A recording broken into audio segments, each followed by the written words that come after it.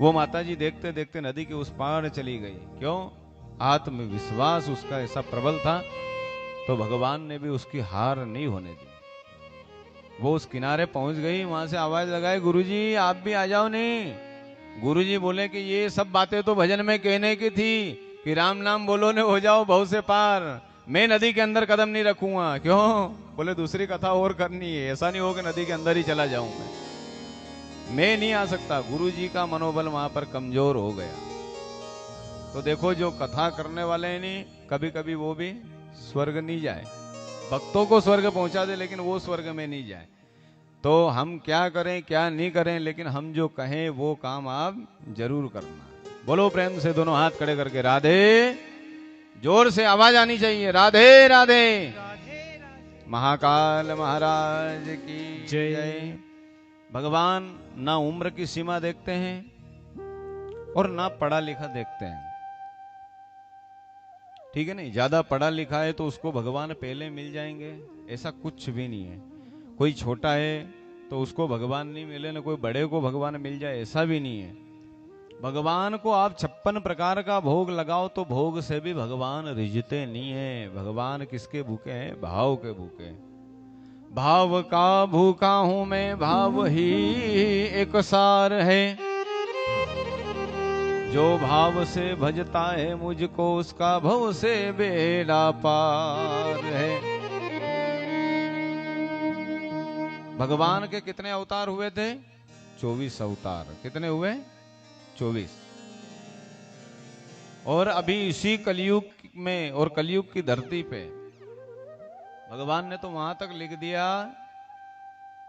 बिहार के अंदर एक कोई गांव का नाम है, अभी याद नहीं आ रहा है हमको, उस गांव के अंदर भगवान कल्कि अवतार लेकर के जन्म लेंगे। कल्कि अवतार अभी भगवान का बाकी है। तो भगवान ने तो भागवत की कथा के अंदर उस गांव का नाम भी लिख दिया है। उस गांव के अंदर एक ब्राह्मण परिवार में, एक ब्राह्मण के घर जन्म लेकर के आएंगे भगवान कल्कि अवतार में। भगवान के जो अवतार हुए ये किस लिए हुए हैं? अनेक प्रकार की जो लीलाओं को संपन्न किया भगवान ने, उसके आधार पर भगवान का नाम हुआ। भगवान ने गोवर्धन पर्वत को उठाया तो क्या नाम पड़ा? गिरिराज धरण की जय। माखन को चुराया तो माखन चोर बन गया। भगवान ने लीला करी, अपने भक्तों की, ग्वाल बालों सबकी रक्षा करी भगवान ने। ओ भगवान को देखो 24 अवतार हुए, 24 अवतार में निमंत्रण नहीं आया क्या? क्या किसी के घर से? खूब निमंत्रण आया भगवान को।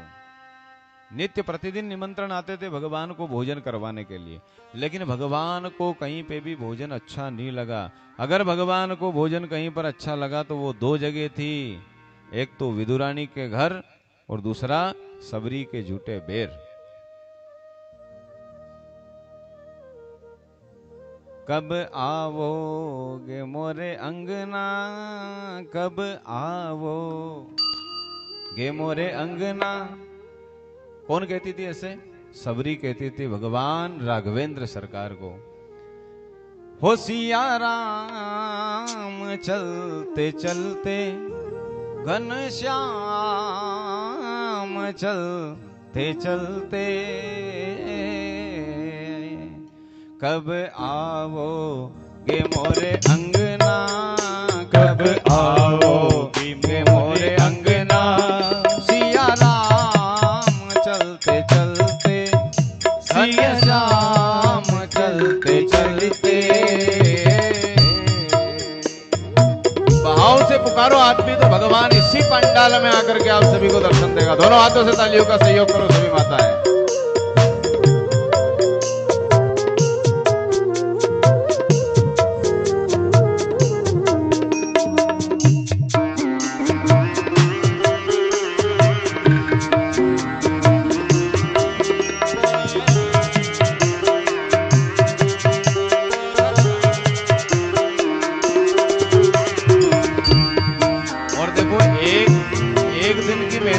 सबरी की भी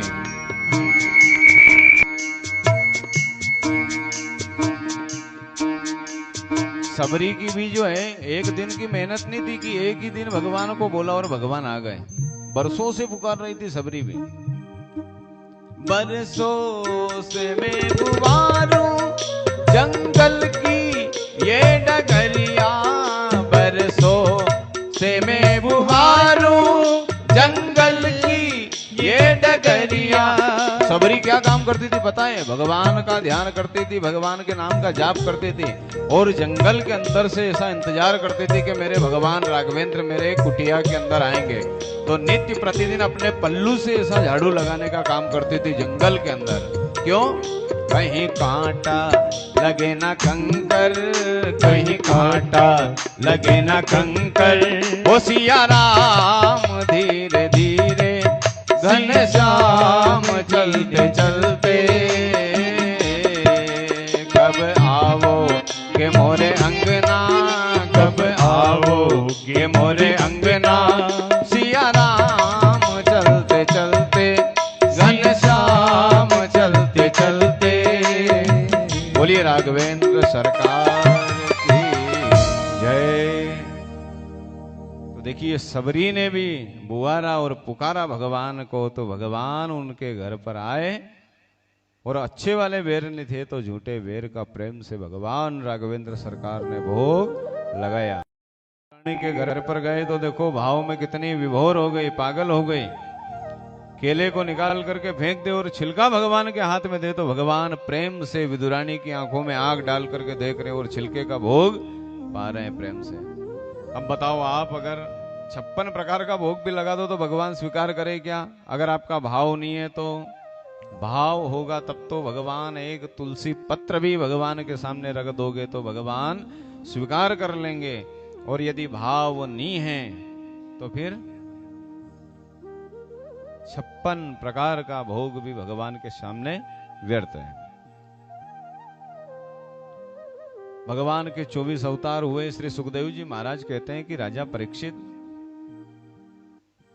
इसी कलयुग कलिकाल के अंदर एक ऐसा भक्त हुआ जिसका नाम था कंजूस सेठ। क्या नाम था? कंजूस सेठ।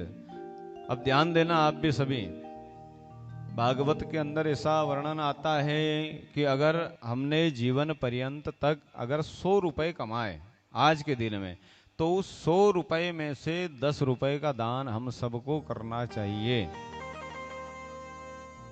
एक महीने में यदि आपकी 40,000 रुपए की इनकम है तो 2-3 हजार रुपए तो आपको दान करने चाहिए।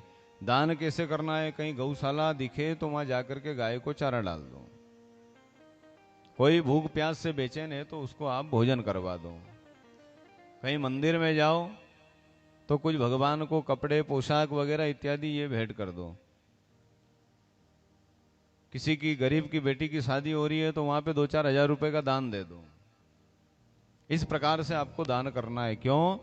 क्योंकि दान यदि हम करेंगे तो हमारे धन की शुद्धि होगी और वो धन हमारे घर के अंदर दीर्घ काल तक हमारे घर के अंदर टिका हुआ रहेगा। और यदि हमने दान नहीं किया, कभी कभी क्या होता है देखा नहीं, हमारे यहाँ एक और कहावत है कि पुण्य की जड़ पाताल में। कहाँ पे है? पुण्य की जो जड़ होती है नहीं वो पाताल में होती है और पाप की जो जड़ है वो अस्पताल में होती है। कहाँ पर होती है? अस्पताल में। जो व्यक्ति दान धर्म इत्यादि कर्म नहीं करता है उसके घर से देखो महीने में कम से कम 20-30-40 हजार रुपए तो हॉस्पिटल में जाएंगे ही जाएंगे। तो अच्छा, डॉक्टर का पेट भरना अच्छी बात है कि अपने हाथों से किसी को दान देना अच्छी बात है। अब ये विचार आप लोग कर लेना। दूसरा, दान भी करो तो गुप्त दान करो। बहुत सारे क्या करते हैं दान देने के बाद में, अभी जैसे कि कल ही अगर कोई 5,000 रुपए दान करके आ जाए तो जब तक वो दान की बातें 5-10 और अपनी सहेली को नहीं बताए तब तक चैन नहीं आए उसको। देख, मैं कल वहां पे गई थी और ये इतना दान किया मैंने और ये सिर्फ तुझे बोला है मैंने, तू पक्की सहेली है मेरी, तू किसी को मत बोलना है, तेरे अलावा मैं किसी के ऊपर विश्वास नहीं करती हूं। अब उसको तो बोल दिया लेकिन वो गई उठ के कि वो दूसरे के पास चली जाएगी। देख, वो आई थी, ऐसा ऐसा बोला है और मैं तुझे बोल रही हूं। बात वापस उसके पास नहीं जाना चाहिए, ऐसे करके वो फिर फैल जाएगी। और भगवान सुखदेव जी महाराज कहते हैं राजा परीक्षित को कि राजा दान भी करना तो कैसे करना पता है? इस हाथ से यदि हम दान कर रहे हैं तो ये वाले हाथ को भी पता नहीं चलना चाहिए कि हमने क्या दान किया है। बहुत सारे माताओं को देखो और बहुत सारे भाई को भी देखो, आप ऐसे जेब के अंदर हाथ डालेंगे, जो निकला ऐसे दान पात्र के अंदर डाल देंगे। क्यों? क्योंकि उन खुद को भी पता नहीं रहता है कि मैंने क्या निकाला जेब में से और क्या डाला है इसके अंदर। तो दान करो, वो भी गुप्त दान, किसी को कहने के बाद में दान मत करो। 500 रुपए हमने दिए दान में और बड़ी पर्ची लिखवाई, उसके ऊपर नाम लिखवाया, तो नाम लिखवाने से क्या कर दिया आपने? पहली बात तो ये विचार करो कि जब भगवान ने हमको भेजा तो हम वहां से यहाँ आए मृत्यु लोक में, तो हम कुछ लेकर के आए थे क्या? कुछ भी लेकर के नहीं आए थे, खाली हाथ आए थे। और यहाँ संसार से जिस दिन हम जाएंगे उस दिन किससे जाएंगे? हम खाली हाथ ही जाएंगे। बिना मुहूर्त से व्यक्ति आता है। बच्चे का जन्म हुआ उस समय चौकड़िया देखो आप, काल का चौकड़िया चल रहा है तो क्या बच्चे को मार दोगे आप? कोई भी नहीं मारे। और व्यक्ति जब मर जाता है अंत समय, उस समय यदि अशुभ चौकड़िया चल रहा है तो क्या उसको नहीं जलाओगे? क्या जलाओगे? क्यों? जन्म लेकर के आया उस समय बिना मुहूर्त से आया, और इस संसार से जिस दिन उठ करके जाएगा उस दिन भी बिना मुहूर्त से जाएगा। तो फिर बीच का जो समय है इसमें मुहूर्त की आवश्यकता क्यों है? आप सबको विचार करो इस बात के ऊपर। भगवान कहते हैं कि मैंने तो जन्म दे करके भेजा था इसको कि अच्छे अच्छे काम करेगा, और अंत समय जब इसको समय मिलेगा तो ये मेरा भजन करेगा, लेकिन इसके पास में इतना समय नहीं है कि ये मेरा भजन करे। तो अब जिसने हम सबको भेजा है, जो काम करने के लिए भेजा है, उसका काम नहीं करेंगे तो उसको अच्छा लगेगा क्या? नहीं लगेगा। अब भगवान ने जो भेजना था वो भेज भी दिया, जो करने के लिए भेजा था वो काम हम चूक गए। यथा नाम तथा गुण की महीना, हम कल कथा में हमने बताया था नहीं कि नाम, यदि हम भगवान के नाम से जुड़े हुए नाम रखेंगे तो भगवान अंत समय में आकर के भी तार देगा। सुखदेव जी कहते हैं राजा परीक्षित को कि राजन, इसी भागवत महापुराण की कथा में आज तृतीय दिवस की कथा में भक्त अजामिल की कथा आती है। किसकी आती है? भक्त अजामिल की। और भक्त नाम कब पड़ता है? या मोहल्ले के अंदर भी देखो एक दो ऐसे भक्त होंगे, अपने मोहल्ले में नहीं है तो पास वाले मोहल्ले में होंगे, लेकिन एक दो भक्त तो हर मोहल्ले के अंदर विराजमान है। कैसे? गले में 2-4 रुद्राक्ष की माला डाल ली, प्रातः काल होते ही चंदन का तिलक लगाया, भगवान शंकर जी को जल चढ़ाया, बिलपत्र तोड़ेगा तो रोज दिख जाएगा। तो कभी कभी मजाक में लोग बाग बोल देते हैं कि देखो ये कैसा भगवान का भगत जा रहा, भगत जा रहा, भगत जा रहा। तो ऐसे ही ज्यादा भक्ति करने वाले को भक्त कहते हैं। क्या कहते हैं? भक्त। जो भगवान के प्रेम में पागल हो जाए, भगवान की भक्ति में पागल हो जाए, उसका नाम है भगवान का सच्चा भक्त। अब भक्त अजामिल ब्राह्मण परिवार से, परम विद्वान, वेद शास्त्रों का ज्ञान उसको, नित्य प्रतिदिन बड़े बड़े यज्ञ का आयोजन करवाए, है बड़े बड़े यजमानों के घर में जाए, पूजा पाठ करवाए,